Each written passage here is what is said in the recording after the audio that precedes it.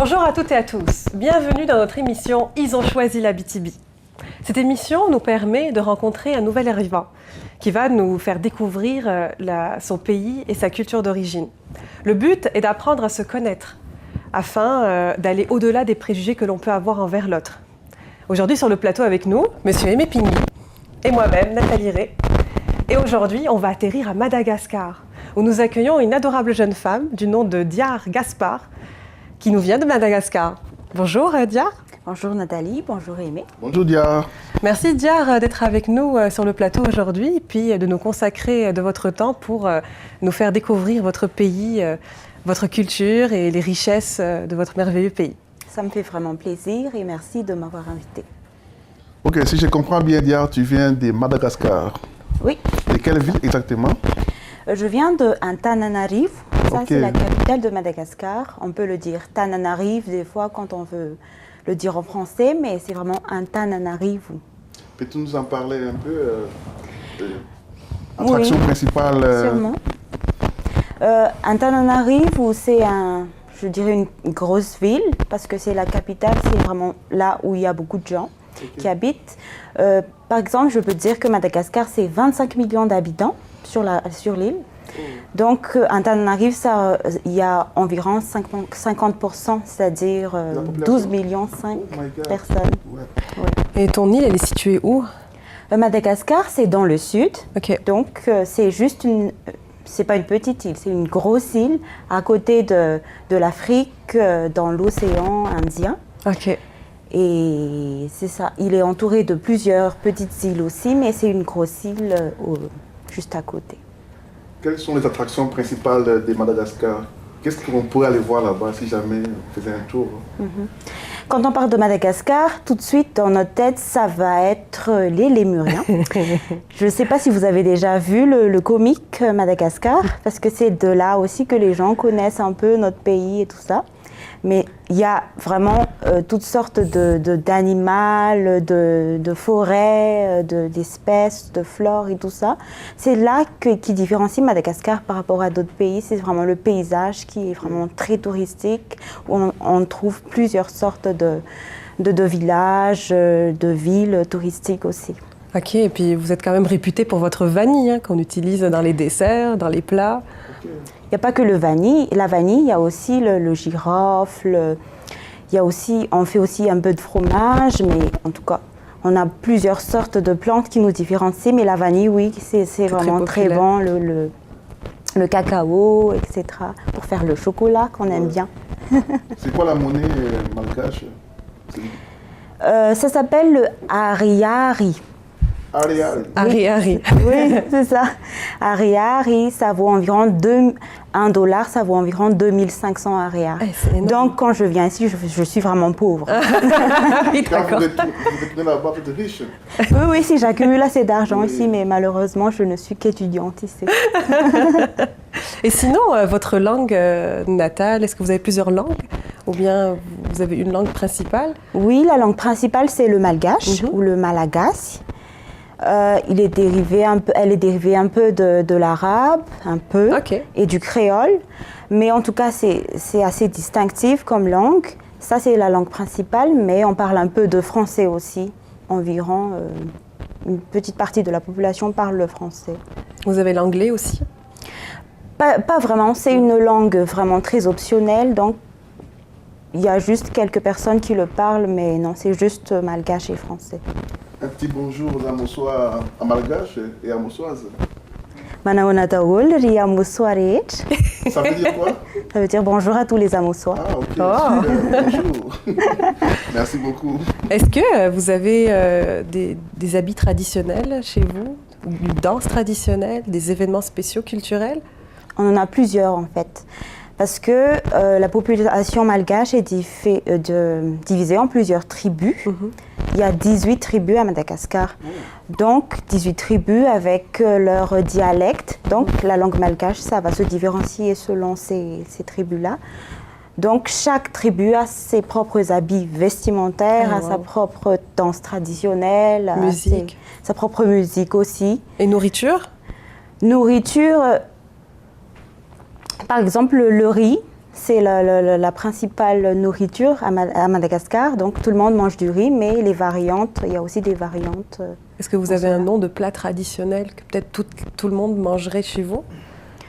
Oui, on a le ravtout et naksu, c'est-à-dire c'est du manioc, des feuilles de manioc pilées avec du porc. C'est vraiment un plat typique malgache. Ça se mange avec du riz, ça aussi?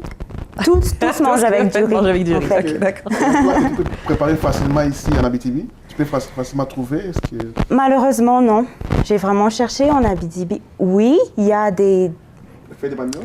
des feuilles de manioc qui se vendent à Val d'Or, mais malheureusement, c'est pas le même goût. C'est pas la même façon de préparer. Mais à Montréal, oui, on peut en trouver. Et intéressant. La température là-bas, c'est comment? C'est le vrai choc que j'ai subi ici parce que la température chez nous, j'ai jamais vu de neige de ma vie. J'ai juste vu la neige la première fois ici. Donc la température chez nous, c'est minimum, c'est 5 degrés, je veux dire. 5 degrés et à l'année, c'est environ 25 degrés, 30 degrés. Donc je suis habituée à la chaleur, au soleil. Il fait tout le temps beau et chaud chez vous? Pas vraiment, mais l'hiver, par exemple, quand il fait 5 degrés, il fait pas beau. Okay. Il pleut tout le temps aussi, mais en tout cas, l'été, parce que l'été, c'est la plus grande majorité de l'année, c'est l'été, donc oui, comme on peut dire, oui, il fait chaud un peu. Donc, est-ce que vous recommanderez aux Québécois d'aller à Madagascar, d'aller à Cuba ou en République dominicaine pour changer un peu? Pour changer un peu, pour ne pas aller en Floride, en Cuba et tout ça. Partez à Madagascar. L'extrême sud. Oui. Vous avez 4 saisons? C'est 2 saisons? Non, on n'a pas 4 saisons, on a 2 saisons. Même les 2 saisons ne sont pas vraiment très marquées, mais en tout cas, on n'a pas de printemps, on n'a pas d'automne comme ici. L'été là-bas, c'est comme l'hiver ici, quoi. C'est-à-dire que l'été dure plus longtemps que... C'est ça. Voilà. L'été dure vraiment 9 mois par année. Moi, j'avais une question par rapport donc à votre pays. Est-ce que vous arrivez à être autosuffisant? Vous produisez par exemple votre riz, vous produisez quand même la majorité de ce que vous mangez ou vous importez beaucoup? Environ 80% des Malgaches sont des agriculteurs. Mais malheureusement, nous, on est un pays assez pauvre. On n'arrive même pas à s'autosuffire en termes de production de riz. Donc, on a encore besoin d'importer du riz venant de l'étranger pour effectivement Qu'est-ce que vous produisez localement alors? On produit du riz, oui.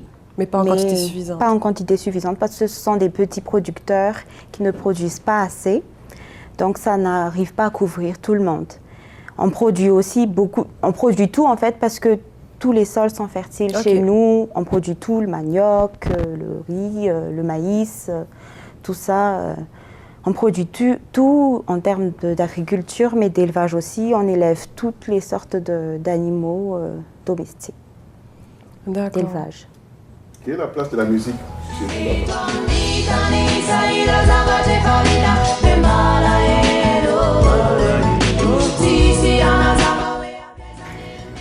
La musique, ça a une très grande place, oui, effectivement. Ça... Vous avez une danse particulièrement connue, ton salsa, est-ce que c'est quel style un peu?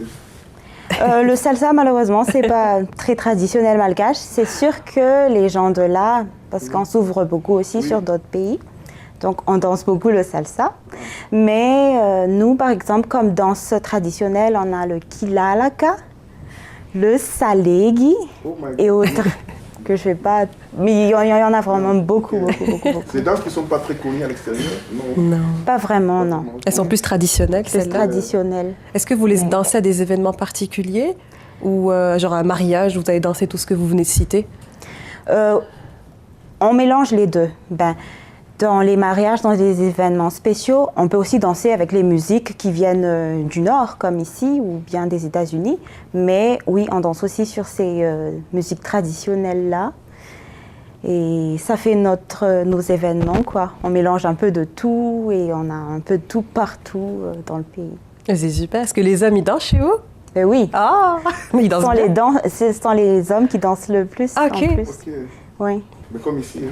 D'accord. Ça, je ne savais pas ça. Est-ce que vous avez plusieurs religions à Madagascar? Vous en avez une commune? Oui, on a vraiment toutes les sortes de religions qu'on peut penser parce que, par exemple, nous, En majorité, on est chrétien, Mhm. le catholicisme et le protestantisme. Mais à part ça, il y a vraiment beaucoup de petites religions qui y a, mais on a aussi beaucoup de musulmans dans la partie nord du Ok. pays. Et quelles sont les autres religions, par curiosité? Là, sont ce qu'on peut appeler d'église, comment je vais dire ça, parce qu'on le dit en malgache, Fianguna Zandni, ça veut dire église, comment je dis, comme une église petite sœur des autres. Ok. Et dans le nord, on peut qualifier ça de secte, si vous pouvez, si on peut le dire comme ça. Ok. Oui. Et c'est intéressant tout ça. Et comment ça se fait que vous retrouvez avec 18 tribus? Est-ce que vous avez des ancêtres qui ont fait ces tribus-là ou est-ce que vous êtes dispersés parce que vous avez dévié de quelque chose?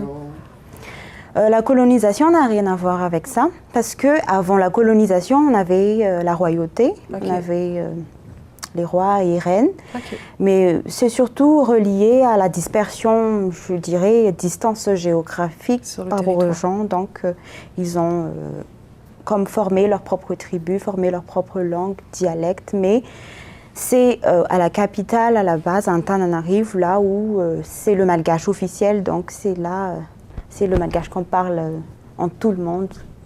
Donc c'est un pays qui est actuellement stable.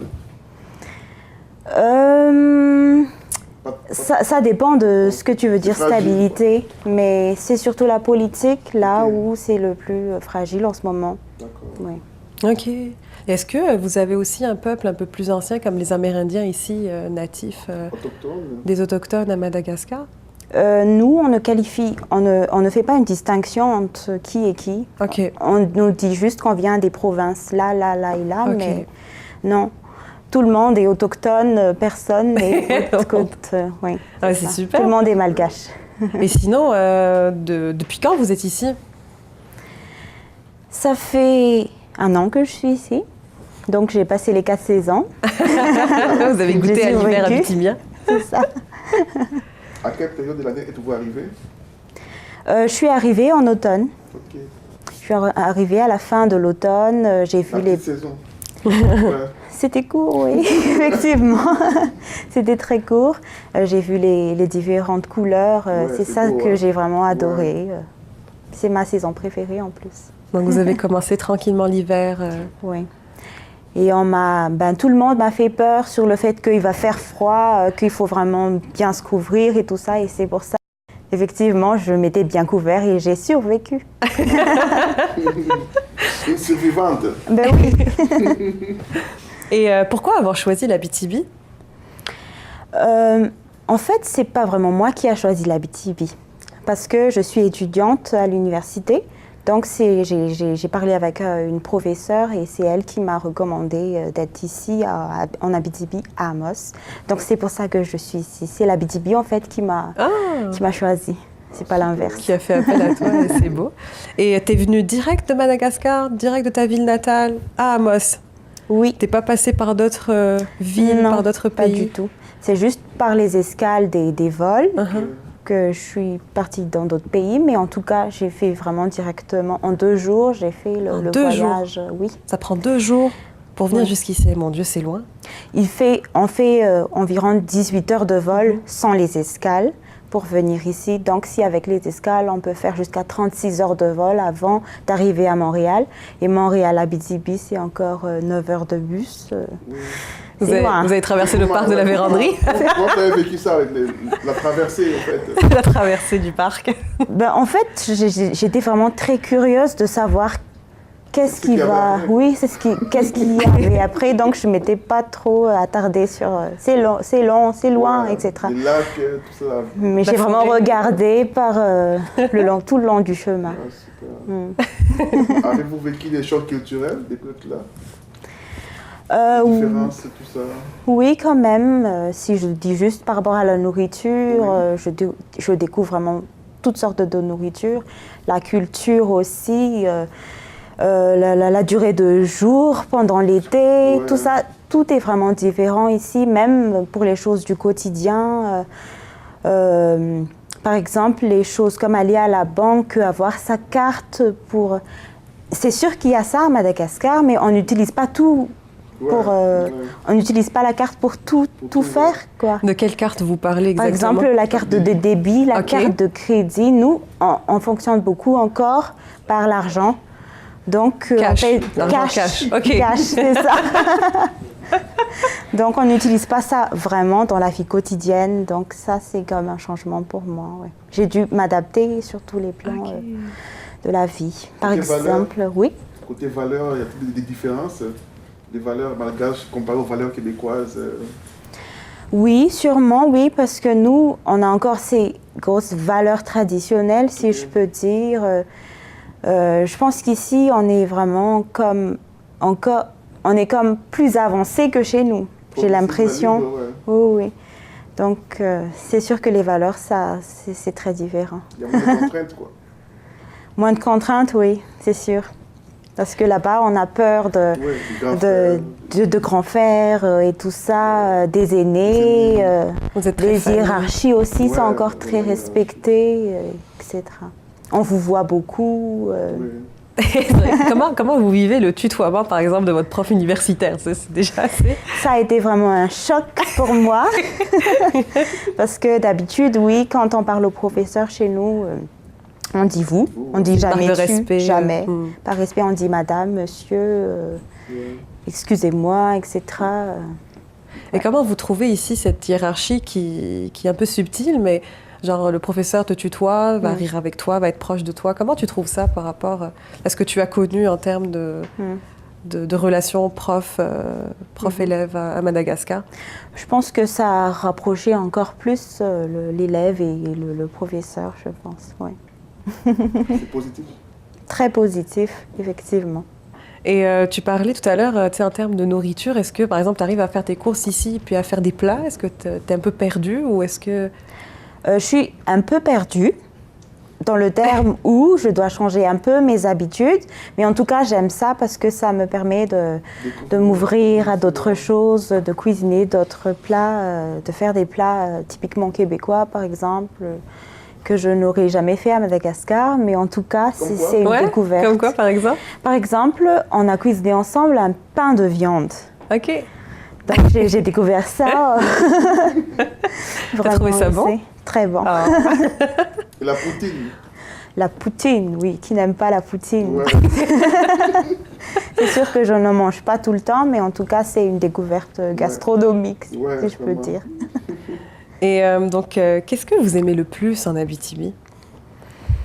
Ce que j'aime le plus en Abitibi, c'est surtout le calme. Le plein air, la proximité avec la forêt, la nature, parce que j'ai toujours aimé ça. Même si à Madagascar, oui, on a ça, mais c'est vraiment un univers vraiment très différent, je vais dire. Et deuxièmement, la neige. Bien sûr, c'est un peu bizarre de dire ça par rapport à quelqu'un qui vient d'un pays chaud, mais j'aime ça en termes de la neige, parce que la neige reste là, elle ne fond pas... Elle est là, elle est blanche, c'est comme si c'était vraiment beau, Noël toute l'année. Bien sûr, si ça reste 7 mois ou 8 mois, on devient un peu plus fatigué, mais bon, ça va. Je pense que je peux survivre à ça. Et est-ce qu'il t'est arrivé de rencontrer les animaux qui vivent avec nous? Enfin, parmi nous, peut-être pas avec nous, mais en dehors. Animaux sauvages, tout ça? Animaux sauvages, oui, pendant nos travaux de terrain, mais aussi pendant nos cours avec l'université, oui, on a vu un ours. Des ours. Ah oui? Toute une famille. Une famille d'ours? Oui. Noirs? Bruns? Oui, ah ouais? noirs. Et comment vous avez procédé quand vous les avez vus? Non, on a vu ça de très loin, donc ça va. On était dans la voiture avec tous les étudiants, mais alors ça va, mais on n'était pas vraiment très proches. Ça t'a fait quoi de voir un ours comme ça, une famille au complet? Très impressionnant parce que je voulais en voir vraiment. Mais en tout cas, c'est vraiment beau parce que j'ai jamais vu ça. Il n'y a pas ça à Madagascar. C'est ça. Ok, intéressant. Et est-ce que vous avez quelque chose ici qui va vous manquer de votre pays natal? Quelque chose d'ici qui va me manquer, C'est-à-dire que si je pars d'ici ou que je... En vivant ici, est-ce qu'il y a un manque que vous ressentez de votre pays natal? Je ne sais pas, quelque chose de nourriture ou bien une habitude ou quelque chose dont vous ennuyez? La nourriture, oui, parce que comme j'ai dit tout à l'heure, je ne trouvais pas beaucoup de nourriture qui correspondait à ce que j'ai mangé à Madagascar. Mais surtout l'habitude où j'aime le calme, oui, mais comme on sait bien à Amos, quand on sort dans la rue, surtout l'hiver, il y a personne qui sort. Et c'est ça qui me manque vraiment, c'est l'interaction entre les gens, de voir les gens dans la rue, de rigoler entre nous, de voir des personnes de différentes générations dans la rue, etc. Ça me manque un peu avec l'hiver qui vient, qui est déjà là. Et en été, vous sentez ça aussi ou c'est un peu différent, il y a plus de vie? En été, je pense qu'il y a plus de vie quand même ici. Il y a beaucoup plus de monde qui sort. Oui, il y a beaucoup plus de rencontres aussi qu'on peut faire dans différents domaines de notre vie. Ouais. Et que fais-tu comme activité, comme passe-temps?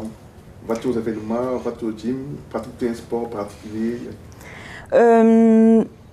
Concernant le gym, je ne vais pas vraiment au gym. Je le fais à la maison. Mais je cours aussi l'été. Okay. Mais je vais beaucoup à la bibliothèque municipale à Amos, là où je peux rencontrer des gens, où je peux lire aussi, et où je peux faire plein d'activités. Sinon, il y a aussi un organisme ici avec lequel j'ai pu vraiment rencontrer des gens. J'ai pu. Quel est cet organisme? C'est le MRAR, le mouvement pour la relève d'Amos Région, qui accueille vraiment les nouveaux arrivants. Ils m'ont accueilli le premier mois que j'étais venue. Donc j'ai pu discuter avec eux. Ils m'ont recommandé différents logements, travail, etc. Personnes ressources, etc. Ouais. Ok, super. Et vous pratiquez des activités l'hiver aussi? L'hiver est quand même assez long. Est-ce que vous faites des raquettes, du ski de fond? Oui, on a quand même un peu pratiqué d'activités l'hiver dernier, avec surtout le MRAR, mais aussi l'université, où on a pu pratiquer un peu de curling, du ski de fond, etc. Ouais, le curling, c'est typiquement québécois. C'est ça. Et les soirs, de sortir en bar De sortir en bar, j'en fais quand même. Surtout parce qu'avec le MRAR, par exemple, on a les cafés rencontres que des étudiants de l'université à Val-d'Or, avec le MRAR, ont concocté pour les personnes nouveaux arrivants, mais aussi les Amousois. Donc, on se réunissait beaucoup au début de l'année, l'hiver même, jusqu'au printemps, puis en été. Donc, on faisait beaucoup de 5 à 7 durant ces périodes-là. Ok, puisque... Pardon. Et tu es au courant des événements qui ont lieu à Amos, dans la BTB, l'été ou l'hiver, disons H2O ou bien les impros de Dali Baba, le mercredi soir, es-tu au courant? Oui, je suis quand même au courant de ces activités-là. Par exemple, l'été dernier, avec le festival H2O, j'étais bénévole dans l'organisation de la course, l'encouragement des personnes qui ont fait les marathons. J'ai trouvé ça vraiment bien. Donc j'ai pu participer au spectacle aussi comme ça. La musique québécoise? J'ai découvert la musique québécoise avec le festival H2O en fait. C'est qui ton artiste québécois préféré? Jusqu'à maintenant, c'est les Cowboys Fringants. Est-ce que tu as eu l'occasion d'aller rencontrer les Amérindiens? Il y a une réserve à Picogan, à côté d'Amos. Est-ce que tu as eu l'occasion d'aller au Powwow ou de rencontrer cette culture? Oui, effectivement, j'ai eu l'occasion d'aller au Powwow pendant l'été dernier. Puis j'ai aussi un peu visité avec l'université encore, qui organise plein d'activités. Ah, ok. J'ai eu l'occasion de visiter aussi tout le village de Picogan, quelles sont les activités qu'ils font là-bas, quelles sont leurs vies quotidiennes, comment ils s'organisent. C'était vraiment une découverte pour moi. Ah, super. Et puis, est-ce que tu as goûté un peu toutes les spécialités locales? Tu sais, la tire à l'érable, la tire sur neige, les tartes à l'érable et toutes les choses qu'on fait Oui, j'ai eu l'occasion de goûter à ça pendant... Le temps des sucres en le général. temps des sucres, oui, oui. À la Magie des Neiges, il y avait les différents kiosques qui vendaient cela, donc j'ai pu goûter à ça pendant cette occasion-là. Est-ce que, par exemple, dans votre pays, vous avez autant de desserts? Est-ce que vous avez la danse sucrée dans votre pays? Parce qu'ici, on est des bibites à sucre, comme on dit. Oui, c'est ce que j'ai remarqué ici, Est-ce que chez vous, il y a beaucoup de desserts en plus de... que les Québécois mangeaient beaucoup de sucre, mais non, chez nous, malheureusement, oui, on fait beaucoup de desserts, mais chez nous, les fruits sont vraiment... C'est du dessert. C'est du dessert, C'est santé. oui. C'est santé. Toutes les saisons, il y a beaucoup de fruits, donc on mange vraiment le fruit frais. Ok. Donc c'est ça. Ouais, cool. Et qu'est-ce qui a facilité votre intégration dans cette région? L'intégration s'est faite surtout au niveau de l'université, parce que c'est l'université qui organise plein d'activités, là où il y a tous les étudiants avec les Amossois ou bien les étrangers. Il y a aussi le MRAR que j'ai cité tout à l'heure. Je fais aussi des activités comme... je vais beaucoup à l'église parce que je suis chrétien. Donc c'est là que je rencontre plein de personnes, des Québécois surtout, des Amossois. Ouais. Ok. Super, mais aux nouveaux arrivants ou à d'autres personnes qui aimeraient venir visiter ou habiter chez nous? Moi, je vais leur dire que si vous décidez de venir ici, vous allez voir surtout l'hiver. Mais c'est vraiment bon et les personnes sont vraiment très accueillantes. Il y aura des activités, pas uniquement à Amos, mais à travers toute l'Abitibi. Vous pouvez trouver plein d'activités, vous pouvez rencontrer plein de personnes de partout dans le monde, pas uniquement des Québécois. Je vous souhaite vraiment de venir. Ah, super. Bienvenue chez nous aussi, Diar. Et merci beaucoup pour votre temps. Merci de nous avoir fait voyager dans votre beau pays, votre belle culture. Merci Aimé aussi. Puis, et quant à vous, ne manquez pas la prochaine émission où nous allons atterrir dans un nouveau pays pour une nouvelle histoire.